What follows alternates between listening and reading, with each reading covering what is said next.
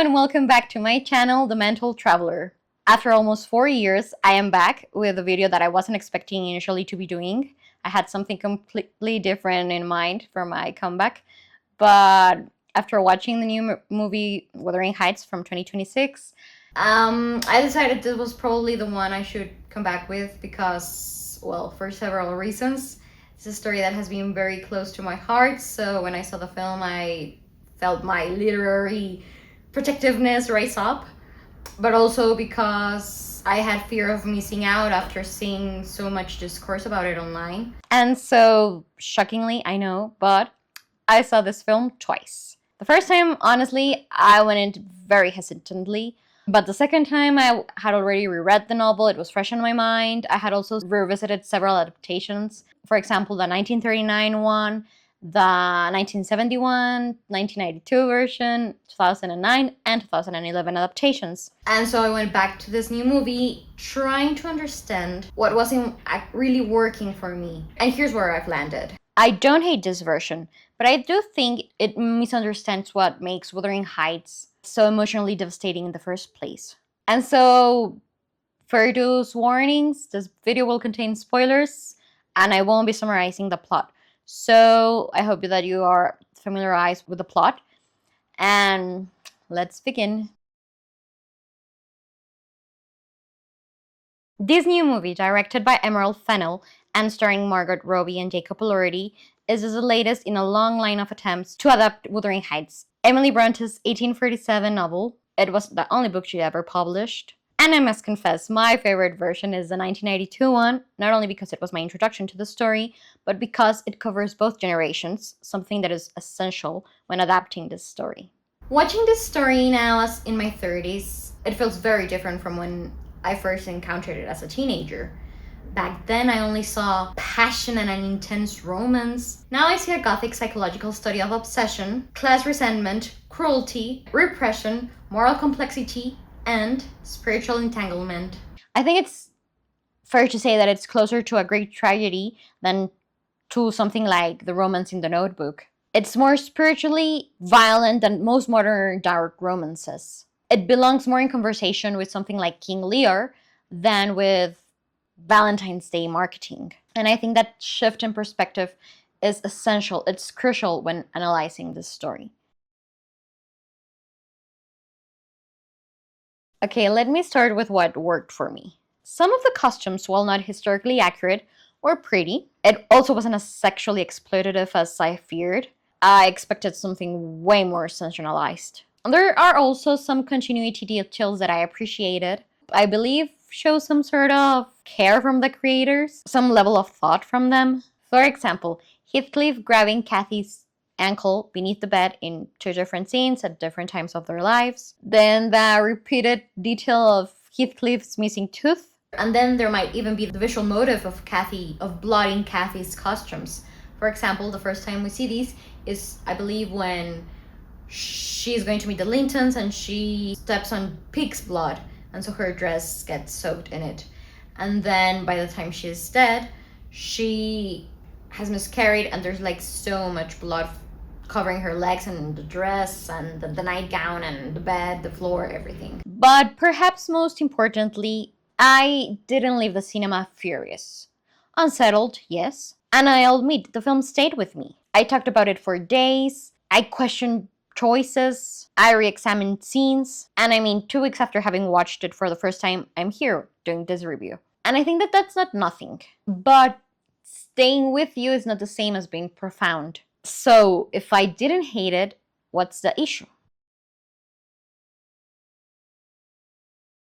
This adaptation chooses skin over spirit. In the novel, the supernatural, it's not decorative, it's instrumental, it's structural. The novel is gothic, it's haunted, and not literally only by like Kathy's ghost, but like spiritually. The love between Catherine and Heathcliff is metaphysical, and their souls are bound together beyond death. But this union is twisted, it's destructive, and it's then redirected into revenge of catastrophic proportions. The relationship is powerful precisely because it is physically denied. But in this adaptation, the supernatural is stripped away. There is no ghost, there is no sense of purgatory, there's no spiritual haunting. The tragedy becomes physical rather than existential. And most significantly, their love is consummated. And so all of the tension between them that pushes their stories forward disappears. And we're left with an adulterous melodrama, a body ripper story. And okay, let's be fair. The 2009 version does show them sleeping together before Catherine marries Linton. But here, that is like central to the plot, utterly defining, and that just changes everything. And so this brings me to one of my other issues with this movie: how it's marketed, as if it was one of the greatest love stories ever told. And the framing is dangerous, especially for young, impressionable minds. I know, I was one. And I don't want to make the same mistake of the creators of this version and underestimate the audience. I think the viewers are capable of analyzing different levels of the nuance of Wuthering Heights. But the movie mislabels the text by presenting their love as aspirational. Again, Wuthering Heights is not a romance. It is an exploration of obsession. And when you reduce the story to passionate lovemaking and longing glances, it makes me wonder why this 40-year-old director thought it would be better to make the version she thought of when she was 14 than one adults usually come up with after spending years analyzing the text.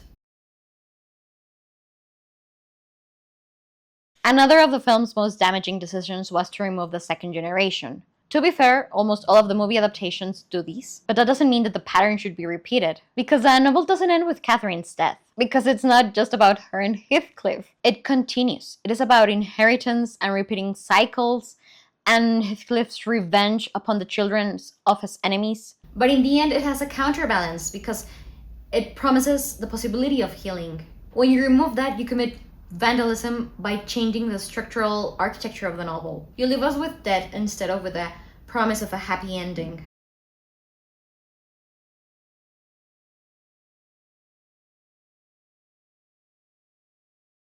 Heathcliff here is externally and internally whitewashed. Externally, the casting choice is its own controversy, but what bothered me the most was the internal softening of his character. Heathcliff is a villain. He's cruel. He's obsessive. He's manipulative. He's sexually and psychologically threatening. He is a Byronic force of destruction. But in this film, he becomes safe, polite, hesitant, passive. He asks Isabella if she's sure she wants to be with him. He politely warns her of his intentions. He waits for Catherine's letters after she has broken up with him, rather than going over to Thrushcross Grange and demanding that she meet with him. He even tolerates mockery from Isabella for not knowing how to read. He loses agency. This film seems afraid of letting Heathcliff be monstrous.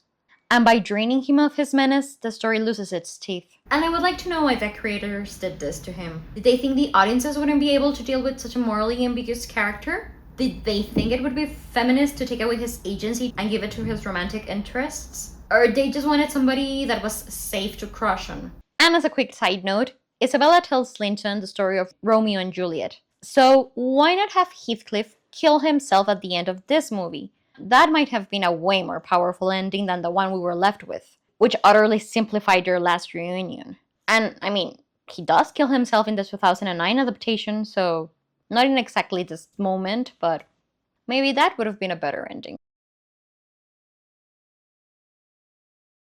Catherine, meanwhile, is inconsistent. At times, she seems morally aware, like when she breaks it up with Heathcliff because she's horrified by the thought that he wants to kill her husband. But that contradicts the Cathy of the novel, who shares the same soul with Heathcliff. She wouldn't be shocked by this. She would, of course, expect it. And also, why would she be so upset about Heathcliff wanting to kill her husband, when in the end she sort of ends up killing herself and even her unborn child? And removing Hindley, her brother, changes some of her motivations. Her marriage to Linton becomes more about saving herself and, to an extent, her family's fortunes and the state, and less about class ambition. And even her death shifts in tone as well. In the novel, she wastes away in an emotional extremity, but here she becomes entangled with a miscarriage plotline that redirects the tragedy. And like, even visually, we have the actress that played Barbie feeling suffocating in the Grange, a gilded cage of her own making. They even present her with her own doll, and they even have a dollhouse for it. This feels symbolic without narrative follow-through, because she doesn't die because of this repressive lifestyle. And so symbolism without structural consistency becomes aesthetic indulgence.